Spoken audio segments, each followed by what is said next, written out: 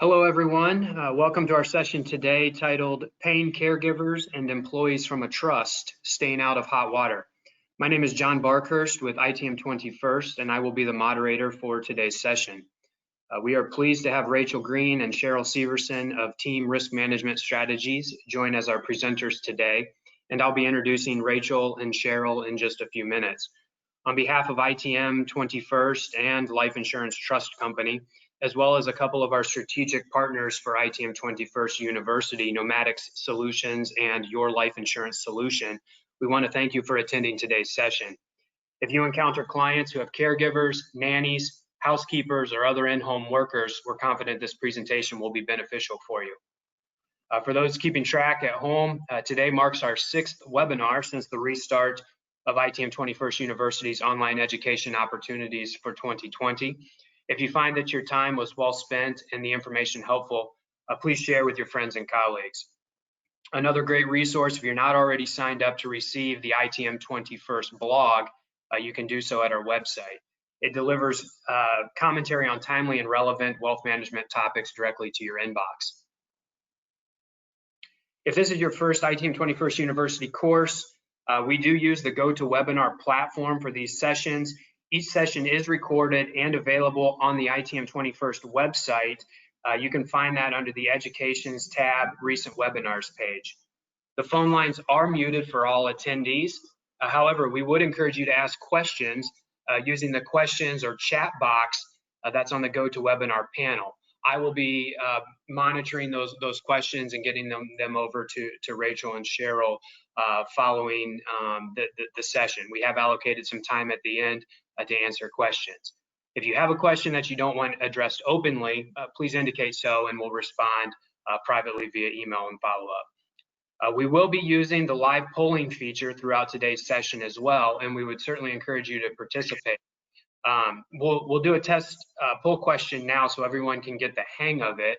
So let's do that now.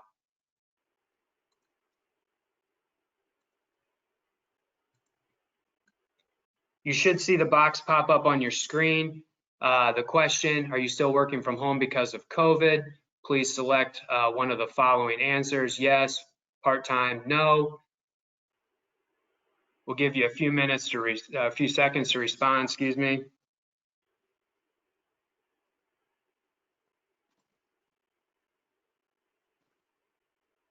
See the results there. Live polling is a fun way to stay engaged, and not only with us, but also with your peers during the presentation.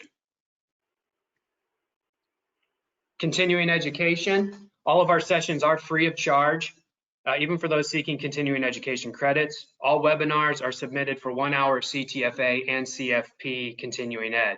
For those of you who are also members of the Fiduciary and Investment Risk Management Association, better known as FIRMA, you may also receive member credit for today's session.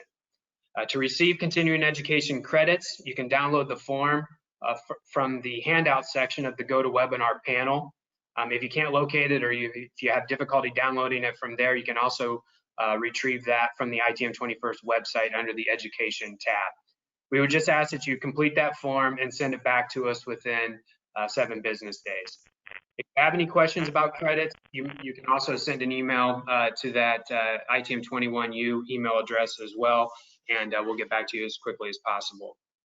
We're certainly grateful to the ABA and CFP organizations for recognizing our sessions and allowing us to provide you with continuing education credit opportunities.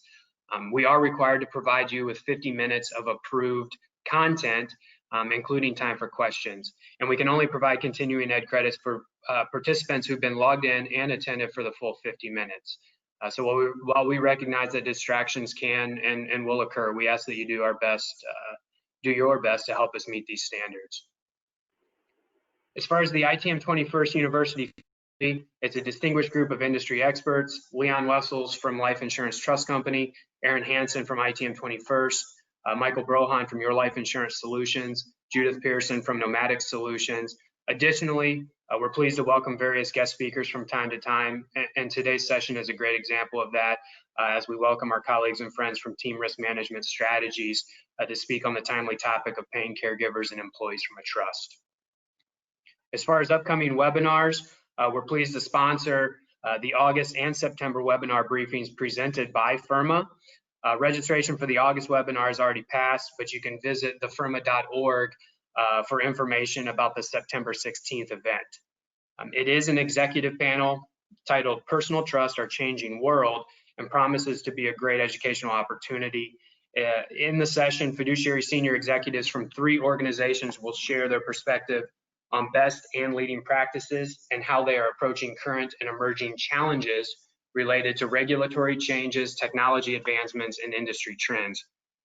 Registration is open to both FIRMA and members and non-members with individual and group registration options available, so check that out. For those of you who have attended our webinars in the past, you know we like to share a little blip, the winning minute by Mac Hammond, before we jump into the topic of the day. This one was from a couple of weeks ago. It's about changing your perspective and really hit home for me when I heard it. It goes like this. Quote, one's best success sometimes comes after their greatest disappointments, end quote. These words were Henry Ward Beecher and are pretty soothing to hear, particularly in a time when we could each list a number of disappointments we've dealt with.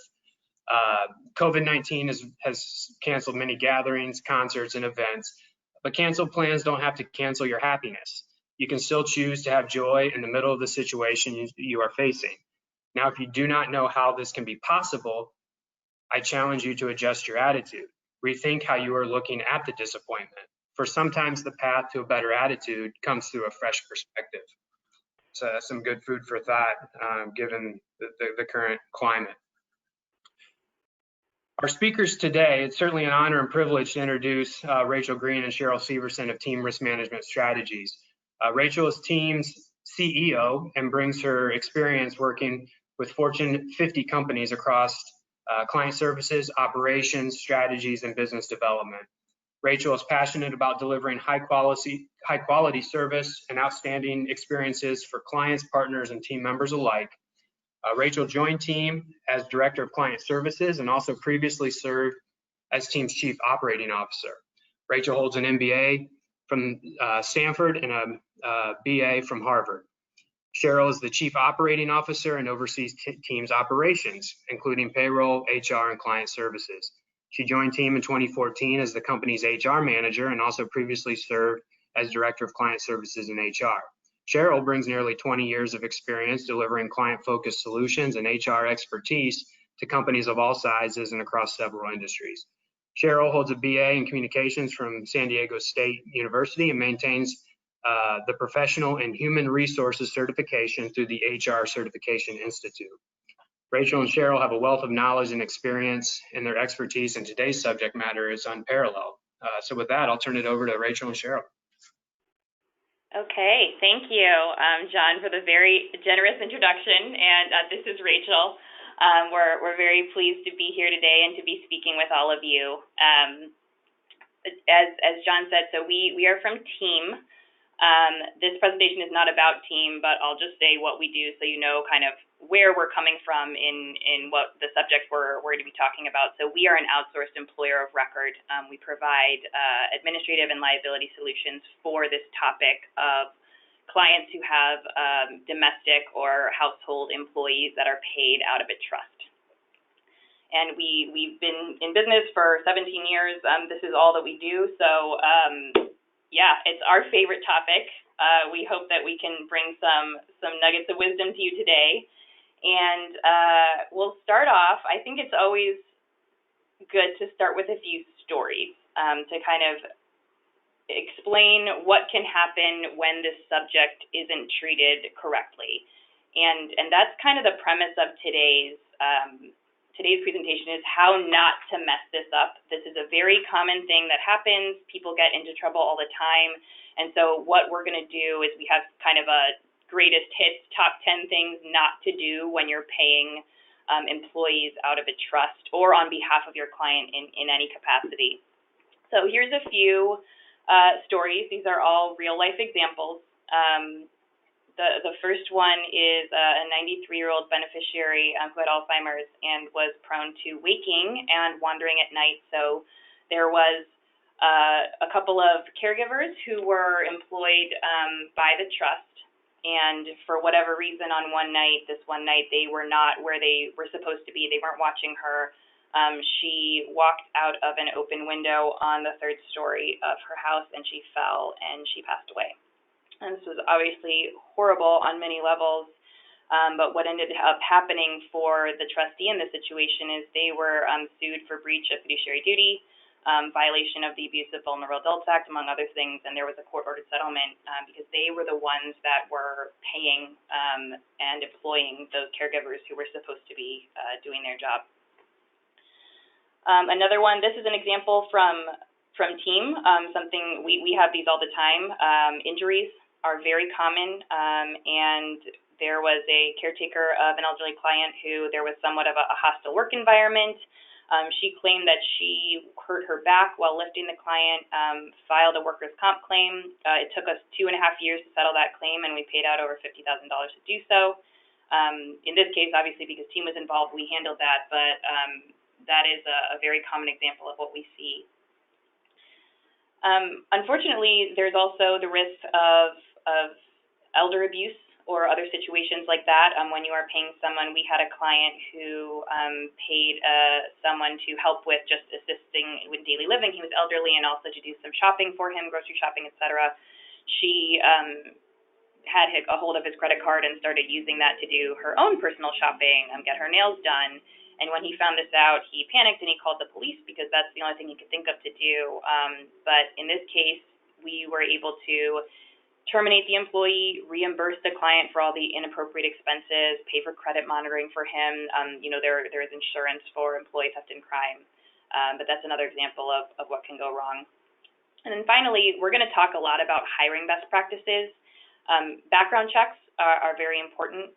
We have been asked, this was years ago now, but we got an application for employment for another sort of personal caregiving situation, and when we ran the background check, we realized that prospective employee had been recently paroled.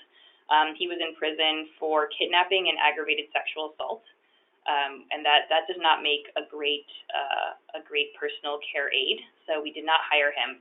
These are extreme, but these are all things that have actually happened. So that's just a little teaser to get us started here.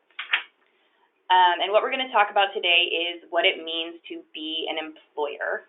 And there's 2 main takeaways that we hope that everyone can take from this. One is just to understand when you, as trustee or the trust, is actually an employer. That is not as black and white as you might think, and we have conversations all the time where we talk to fiduciaries and they tell us, in the first conversation, oh, don't worry, we don't have any employees, we don't do this. And then when we go through and actually review the type of payments they're making, what's actually going on, it comes to light that they actually didn't realize that they do have people who are and should be classified as employees that they're paying. And then, so that's bucket 1, is understand when you have the exposure. And bucket 2 is to, once you fully have your arms around those scenarios where you do have employees, is to avoid making the common mistakes that are going to get you into a lot of trouble. Because being an employer is a risky business. And the types of employees that we typically see, we talked a lot about caregivers and sort of personal aides, housekeepers, maintenance folks, ranch and farm hands, nannies, personal assistants. It really runs the gamut, but it's anyone who is getting paid to provide services to your client, and we'll talk a little bit more about what that means. Okay, so a couple of premises to start us off. 1, when you're making regular payments to any individual who is not the beneficiary of that trust, that is first red flag that an employment relationship may exist. Premise 2 is that employment liability can pierce the veil of a trust. And this is a very tricky thing. These can be very high dollar claims when there is an issue, and that is a direct exposure not only to the trust assets, but also to the trustee and your organization. Number 3, we will talk about this at length, but just because we bump into this so often, it's worth mentioning.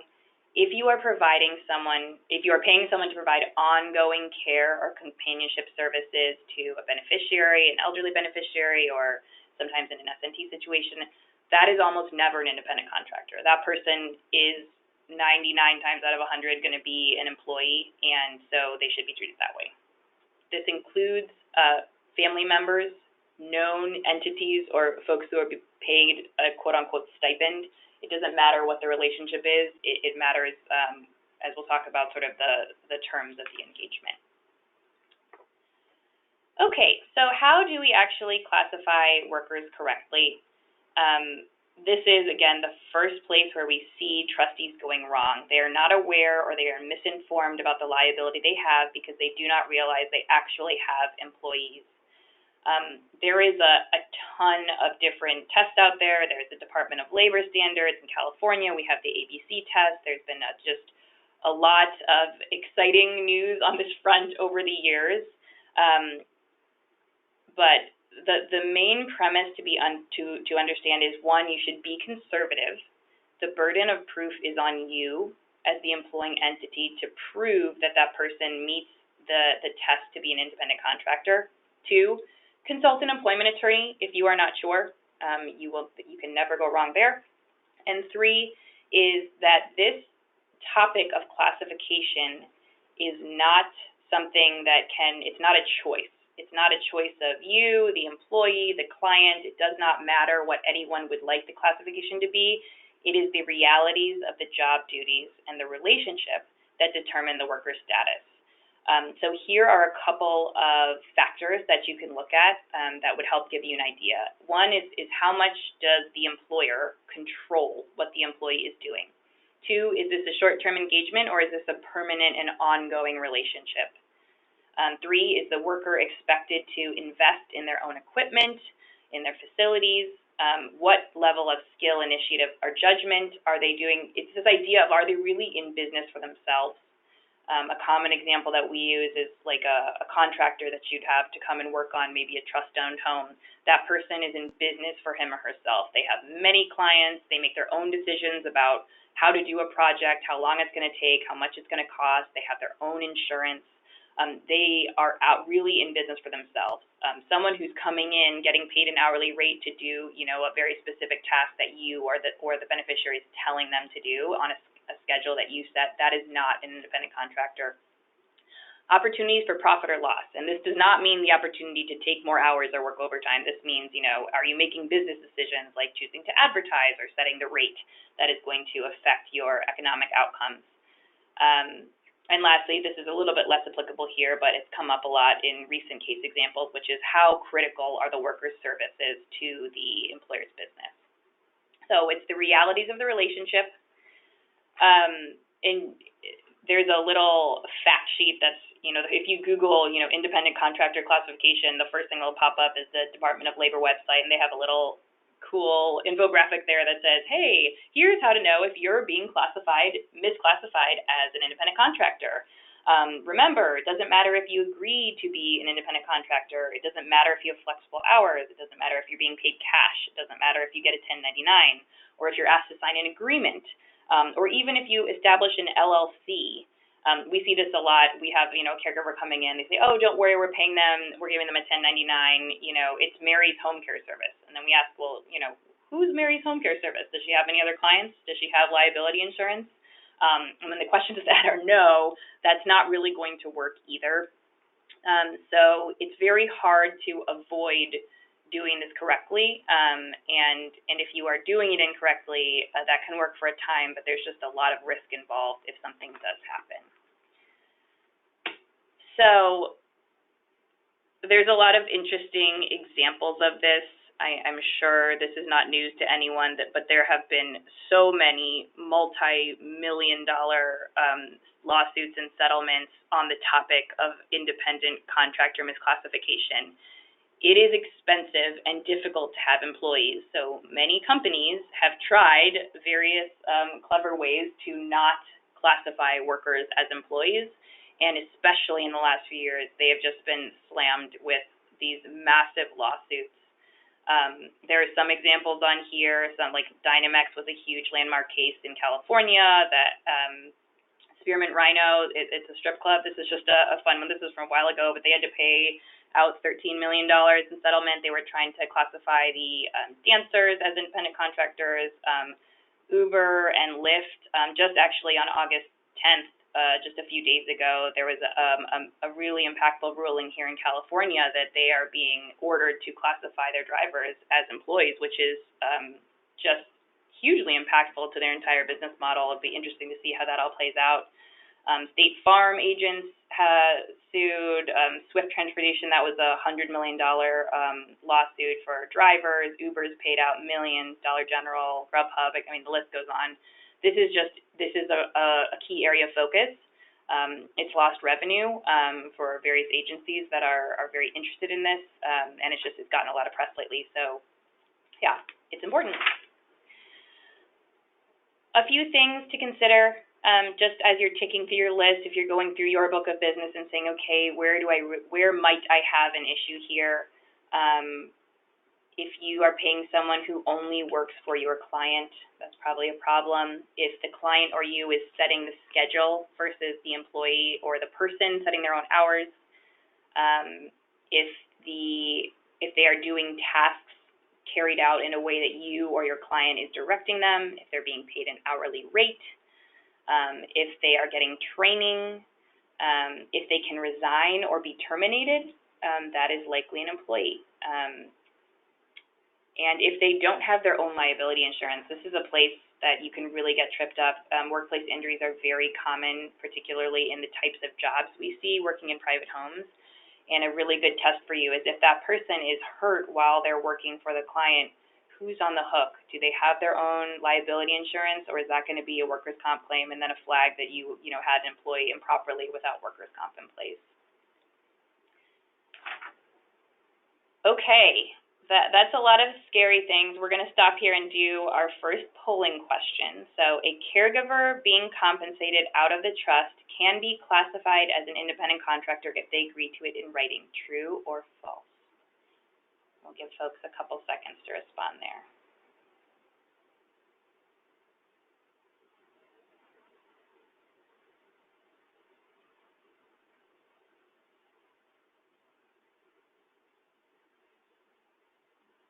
Okay, that's pretty good.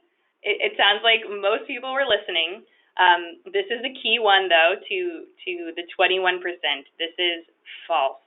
It does not matter if you get someone to sign an agreement that says, yes, I want to be an independent contractor. Employee status is a right that they have based on the realities of the employment relationship. It cannot be waived. So do not pay a lawyer to draft this agreement because it is not worth it. It will not do anything for you if this is challenged. Okay. I am going to turn it over to Cheryl to talk through the next section here. Thank you, Rachel. Hi, everybody. So we are going to move on to our list and the second way to stay out of hot water, which is to pay employees correctly. So overtime and minimum wage violations are really two common areas where we see that fiduciaries or employers in general can inadvertently get into trouble, which exposes themselves and their clients' assets to unnecessary risk and cost. The first misstep usually happens right at the setup. It's rarely intentional, but it just happens. And what we see often is it's because of this handshake agreement notion. The employee and the employer, they want to agree to a flat weekly rate or a flat monthly amount. They don't want to be bothered with keeping time records. That seems very convenient and very nice, but unfortunately, it's just a really risky practice on the part of the employer. Not only does that actually violate the law of keeping proper records of what non-exempt employees are working, but it leaves leaves you as a fiduciary or the client wide open for unpaid wage claims down the line, and you will have no records to defend yourself against that type of claim. So similar to, evaluating whether an employee is an employee versus an independent contractor, the determination of whether an employee can be classified as salaried or exempt from overtime pay and minimum wage laws versus non-exempt is based on meeting certain qualifications that are set at the federal and some state levels, but under the Fair Labor Standards Act. So most domestic support workers, these are nannies, these are housekeepers, these are caregivers, companions, most often they're going to fall into the non-exempt category, meaning that they are entitled to earn minimum wage, they are entitled to earn overtime. And like having rights to be considered an employee can also not waive his or her rights to these overtime and minimum wage protections.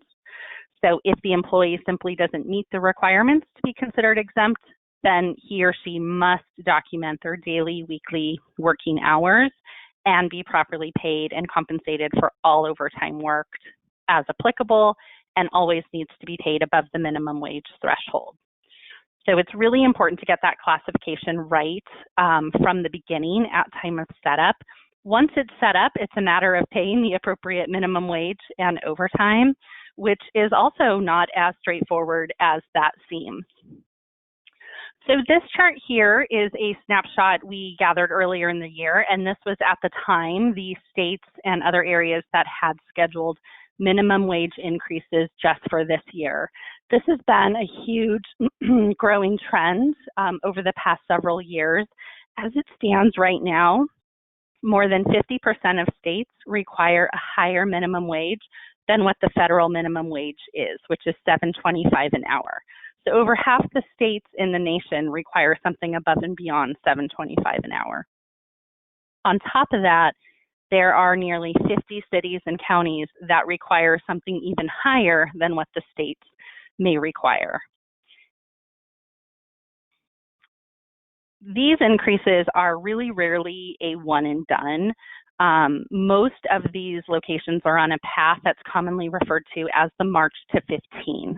So $15 an hour is really the target rate that a lot of these states and localities are going for and striving to meet, which means every single year that state or locality is going to incrementally increase their minimum wage until it reaches that magic number of $15 an hour. So this requires a ton of administrative oversight for the employer to make sure that those increases are hitting on time for employees. And this is especially true if you're managing employees who cross multiple states. And there's also some important cost and budget considerations, whether it's, to obtain court approvals for cost of care, if that's applicable, or to just evaluate future costs of support for other household workers. As these rates increase, the budgets also increase. So it's important to also just keep an eye on what's going on this front for those practical reasons as well.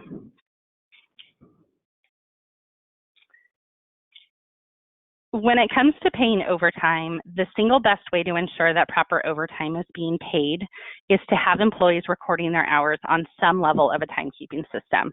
This is required anyhow as an employer, but it's also going to give you that assurance that all hours are properly being accounted for. As I mentioned earlier, handshake agreements only go so far, and we've just unfortunately seen and heard many, many stories where the client or the trust got burned in the end. So, and the bottom line there, I think, is just that things go really well until they don't. So that is why handshake agreements really just are not recommended. They're really not smart to enter into. You really want to set this up formally and correctly from the beginning. Another important consideration when it comes to overtime is that not all states follow the federal guidelines of overtime. So many states across the nation require overtime after 40 hours in a week, but there's a few states that are listed here on this slide that also have daily overtime. Some have double time, some have, after a certain amount of consecutive hours, regardless of days worked. Special overtime clauses, as is the case for Colorado. So it's important to know when you're in any of these states that there's daily in addition to weekly overtime. Overtime does also play in, and so do minimum wage considerations, when clients are traveling from state to state and maybe having some employees accompany them on those trips. This, again, is part compliance and part budgeting. From the compliance aspect, usually the state that has the most generous law is the one that's going to be followed. So if someone is coming from a state that only looks at federal minimum wage and they're coming to a state like California, which has a much higher minimum wage, that minimum wage rate is going to take effect during the length of the trip. And similarly for overtime issues. From a budget aspect, sometimes a lot of inadvertent costs can be avoided just by understanding what is compensable time versus non-compensable time during travel. So paying employees correctly is just paramount to staying out of hot water as an employer. And with that being said, I will now turn it back over to Rachel to pick up on slide 17. Okay. This one's pretty simple. You need to pay required taxes or you will get in trouble. Don't pay under the table, don't pay cash, don't send in a 99 when you're not supposed to. We've sort of covered this already, but we see it so often. A common place that people get tripped up is they're paying someone cash for years and everybody's so happy, and then for whatever reason, beneficiary passes away, employee no longer needed, and sometimes it's really not even from a nefarious place, but they are like, hey, I've been employed for 10 years and I don't have a job anymore, so I'm going to file for unemployment. Well, guess what? If they do that and then that state unemployment office understands that they've been being paid, every week for the last 10 years and there's been no unemployment tax filed, there's no account on record, you are going to get in trouble. They're going to follow that money back to where it came from.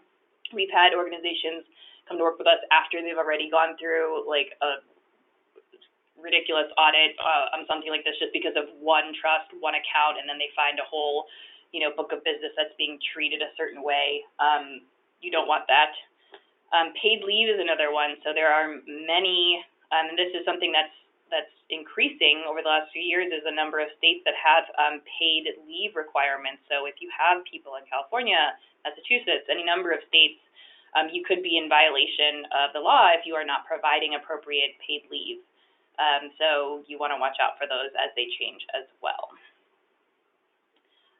One other note on the paid leave, and we're going to touch on this a little bit later, but just particularly right now with COVID, there are additional considerations that obviously you need to track as well on that front, which are ever-changing.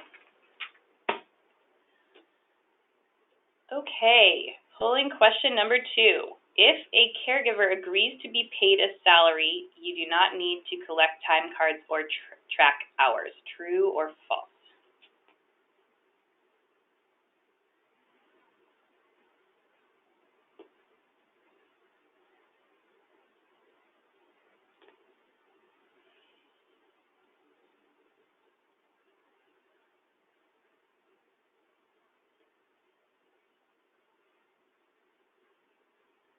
Okay, we're improving, and I think maybe you all are getting the gist of our questions here as well. Almost everyone was correct that this is false, and it's a little bit of a trick question, but that first clause there is the red flag. It doesn't matter if they agree to be paid a salary. That is not up to them. It is not something that can be agreed upon. You have to pay them hourly if they are a non-exempt worker, and you have to pay them, and you can only pay them a salary if they meet the pretty high bar for an exemption. And that is really the end of it. So yeah, the answer there is false. Okay, insurance is a really fun one. We have talked about injuries and insurance a little bit. The kicker here is that you need to have workers' comp in place.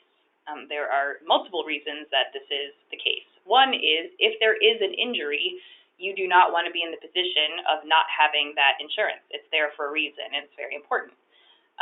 But in addition, even if there is never an injury, you also are required to have workers' compensation insurance if you have an employee. And in some states, this is a criminal offense. You can actually go to jail and pay very hefty fines for not having workers' compensation policies in place. We have had a client come to us in a panic after, they weren't working with team. They got dinged with a $125,000 fine for a single trust that did not have a work comp policy, and the state agency, the Work Comp Bureau, found out about that, and so they were fined, which hurt a lot. And then, afterwards, obviously, we got everything in place, but these are very real dollars. The bank paid that out in that case.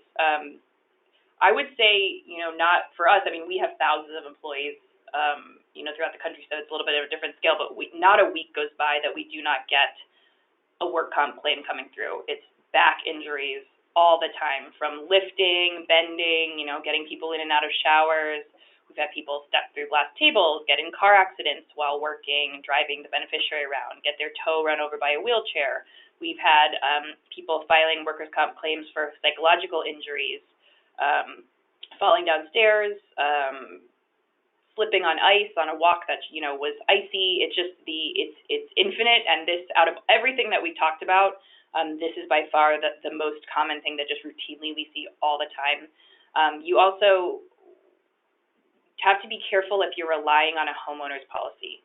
A lot of people will think, oh, well, we have a homeowner policy in place, we should be good to go. And we've also had people call us in a panic after someone actually got hurt and they found out that there was an exclusion for employees in the home, which there often is. Insurance companies are very good at excluding things, and this is a very common one. So that is a watch out if you are going that route.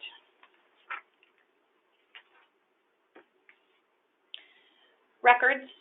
We talked about time cards, but there are rules for every type of record that you have as an employer: personnel files, hiring documents, I-9, benefits records, tax records, the payroll. There are just rules for how long they need to be retained.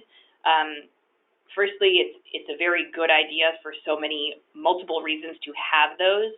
Secondly, it is required by law. You don't want to get in trouble for not having them, but the place where they really come in handy is when you have a potential claim. You have someone who's saying, hey, I'm going to come and bring a wage and hour claim against you, or I'm going to say that my pay stub didn't have the right things on it, or you weren't paying me overtime.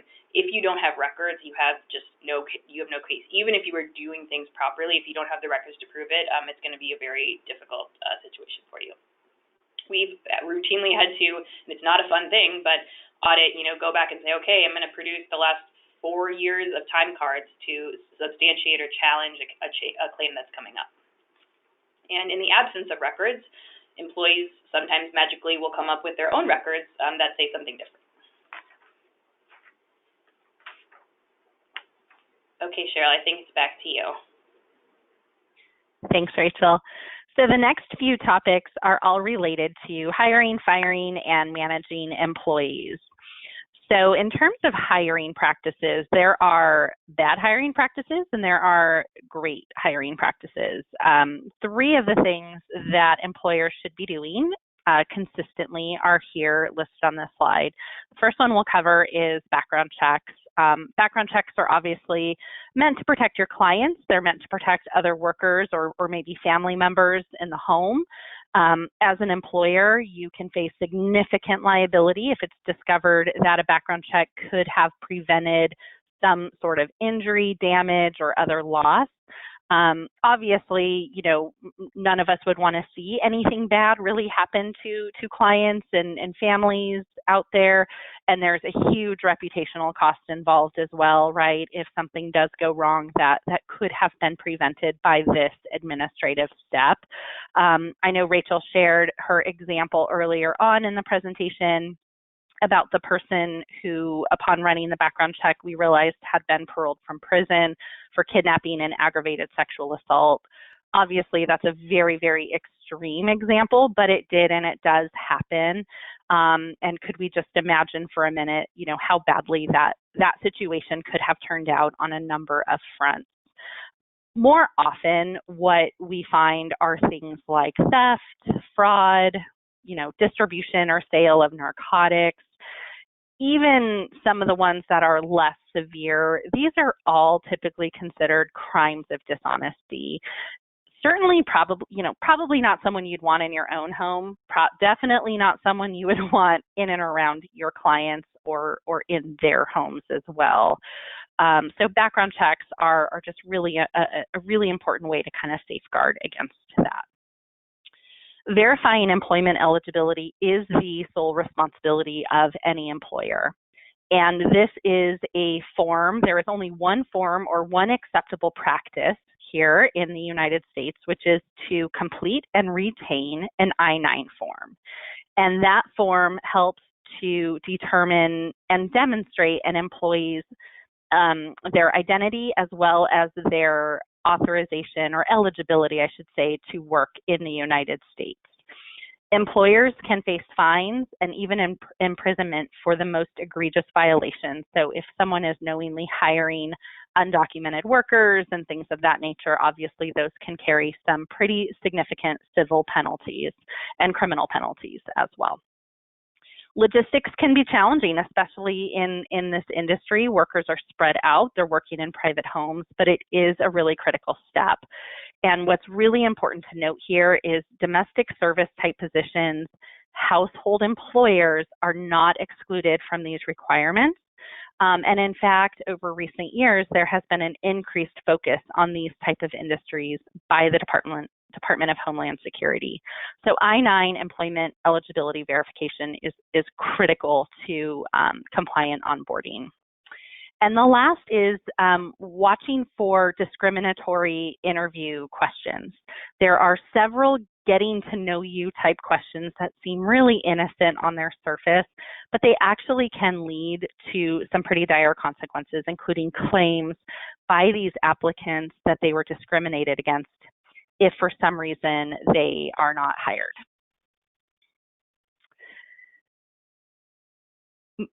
So this next slide lists some of the examples of topics to really steer clear of during interviews. And the premise here is that once you learn something about an individual, you can't really unlearn it. And most of these fall into what is considered a protected class. So when someone says that they are discriminated against, if they belong to one of these protected classes, they may or potentially could have a claim here because, and states vary on this law, but in general, there are some that are federal and then state by state, it changes, but it is illegal to discriminate against a candidate or an employee for simply belonging to one or more of these classes. Even if the claim is completely unfounded, you as the employer then still have to spend a considerable amount of time and money to defend the claim. You're going to likely end up settling for some nuisance amount anyways, and nuisance amount is probably $10,000 or more. That nuisance value seems to increase every few years or so. And the newest risky question, believe it or not, is actually about pay, about compensation. Employers in many states are now prohibited from asking an applicant about their current pay rate or their previous pay rates. And again, this is all in an effort to try to equalize pay across gender lines, across ethnicity lines.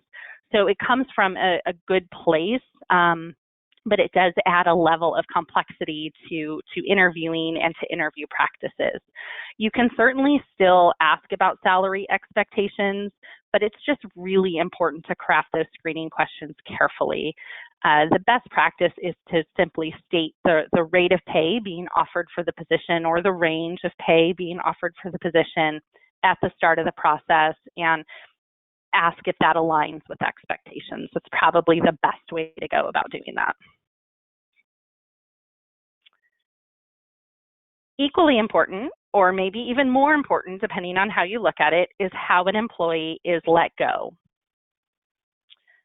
In this scenario, you've let someone go. This means their livelihood has been impacted in a pretty drastic way. They could be disgruntled for some reason. They likely disagree with the decision. I don't know many people who are let go from a job who agree that they should be let go. So it is really critical to carry out these terminations flawlessly. In addition to just how the termination is carried out, states also vary in terms of what's defined as, final pay, final timing of paychecks, things of that nature. So there are some administrative ways that an employer can misstep. And what we have seen, especially in this industry, is that one of the biggest risks when it comes to effective employee terminations really is the client or the families out there, because this is a very personal matter for them, more so than a corporate environment. It's their home. It could be their own care in some circumstances. Emotions often play a much, much larger role. And that often leads to a premature or inappropriate termination. And, quite frankly, most lawsuits are going to stem from someone's feelings being hurt, especially if that was a rash or an emotionally based decision that was made. There's a couple of quick examples that I'll share that are just recent examples of this. The first is a pregnancy discrimination. This was a potential claim, but this was a complaint that came into team after an employee had been let go by the client. And basically what happened there is she was out on pregnancy disability leave, and her leave was extended due to some bumps in her own road to recovery. And the client just sort of soured on her after that, just didn't want to extend a couple more weeks, and just completely soured on her and decided to let her go instead. This, especially in California, is easily a six-figure settlement. We're very glad that the employee in question, was willing to discuss and negotiate those terms, with team directly so that it could be settled for $40,000, which is still a lot of money to spend on a claim like this. So that's one example. The other example is a very long tenured employee who had worked with her client for over 15 years and went home one day after her shift to find a note on her window that said she was let go by a note. And she then turned around and claimed that she was being discriminated against due to her age, due to her own disability, completely unfounded claim. But what it really boiled down to, and the thing she could not let go of, was the fact that she was not given the opportunity to say a proper goodbye to her client after 15 years of service. And making up for that lack of closure cost $45,000 in a settlement. So again, it really just boils down to a lot of times in how the termination is carried out, in addition to the reasons for the termination. Even when everything is done perfectly, no termination is risk-free. A couple of helpful tools that I think would fall in the bucket of just best practices are, severance agreements where appropriate. And so this is basically money that's paid in exchange for the employee signing a release of all claims. So if used at the right times, those can be very, very effective in sort of warding off an unwanted lawsuit. And also taking a more liberal stance on not appealing unemployment claims. There's a lot of times that we see managers and others feel very, out of principle, this person should not deserve unemployment. And the reality is, the important thing is to get that person out of the home, get that person out of the organization, period. What they want to do with their future life is away from us. It's no big deal. Let them collect that unemployment. It allows the employee to retain some stream of income. They may feel less desperate in that moment and less likely to go knock on an attorney's door. And lastly, it's really important not to overlook proper security measures, locks on homes, passcodes, updating passcodes, updating others in the community maybe about the change in authorized contacts. So things like that is really important to ensure continued safety for your clients and for other workers who might be involved on the account.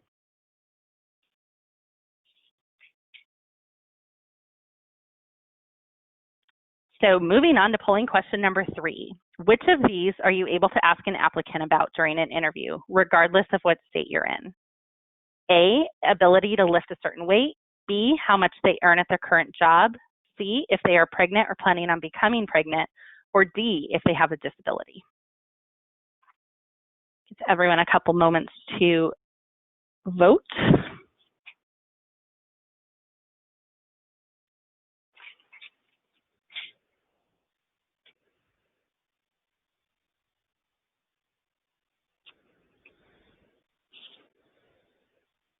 Great.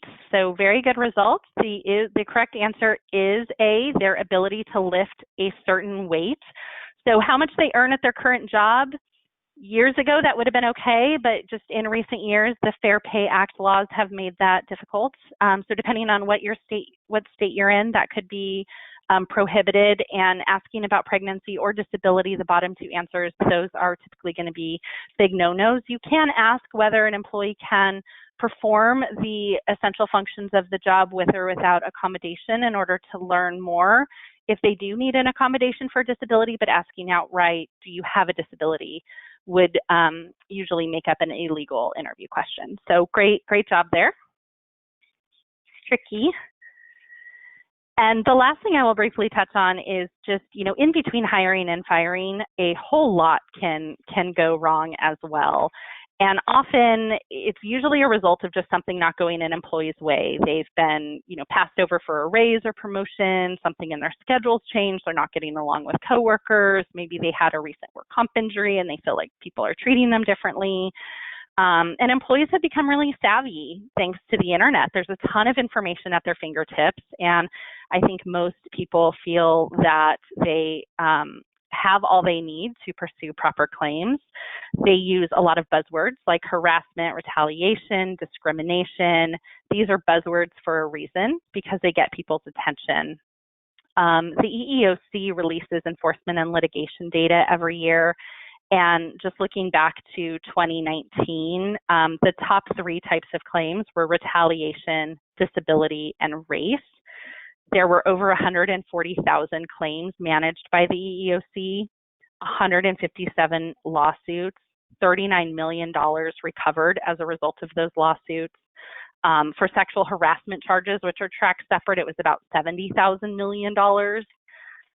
Secured benefits for employees who are raising claims. So it's really, really important. It's the employer's responsibility to make sure it's a safe and effective work environment for all, and that they are jumping all over employee relations issues as they arise.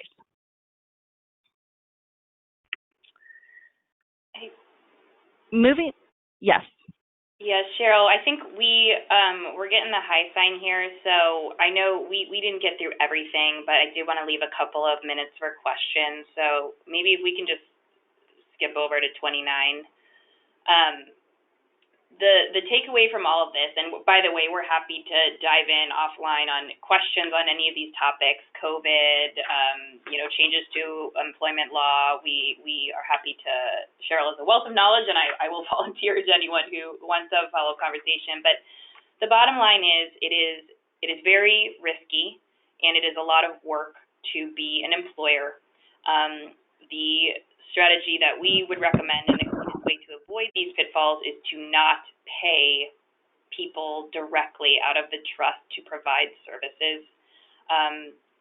It only takes one upset person and one lawsuit to create a whole mess of things for you. And the other thing in all of this is, even if you are the perfect employer, if you research every wage and hour law, you keep every document correctly, you do terminations and hiring by the book, we can attest to this, like, this is our job, this is the only thing we focus on, you can still get sued. And so as a fiduciary and as someone who's looking for ways to do things properly and mitigate risk, outsourcing this doesn't have to be the team, but not doing this directly is what we would really recommend. And then we'll just end with I just think this is funny, and it usually sticks with people.